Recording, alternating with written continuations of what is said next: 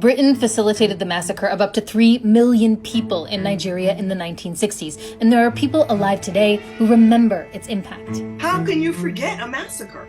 How can you be alive during the time of a bloody genocide, survive it, and forget?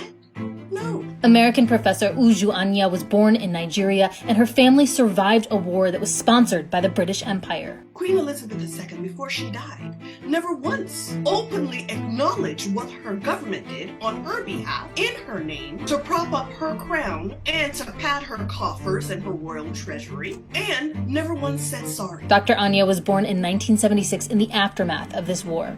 So what I saw was kind of the bombed out buildings and the reconstruction projects, and of course the conversations around the dinner table. My mom was pregnant during this war and running from village to village to escape the massacre. Like so many conflicts, the roots of this war can be traced back to colonial rule. In 1914, the British Empire forcibly merged 400 different ethnic groups and tribes to create its largest colony at the time, Nigeria.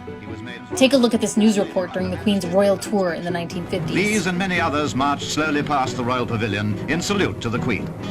Never before had such a magnificently comprehensive tribute been witnessed in Nigeria. Even after Nigeria gained independence in 1960, there were still people who felt they didn't want to be a part of this newly formed country. This desire to create the breakaway state of Biafra would set off a civil war that lasted nearly 3 years. Fight on, brave boys, fight on, heroes of our fatherland. Pursue the enemy, harass him, destroy the invader. In response, the Nigerian government imposed a blockade on Biafra, which cut off all food supplies to the area.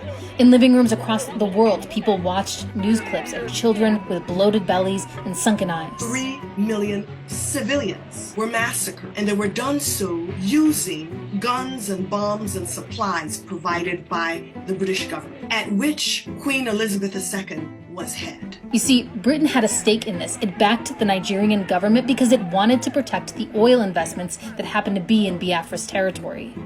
This brutal legacy is another reason why the British monarchy and the Queen in particular have become symbols for many black and brown people around the world of colonial oppression. These are not just statues, these are not just figureheads, these are direct beneficiaries of centuries of abuse, human enslavement, exploitation, extraction of natural resources, political destruction and devastation, and till today, continued meddling in African affairs. Listen to us, read and learn, and join us when we ask the British government to recognize what they did to aid and support the Biafra genocide.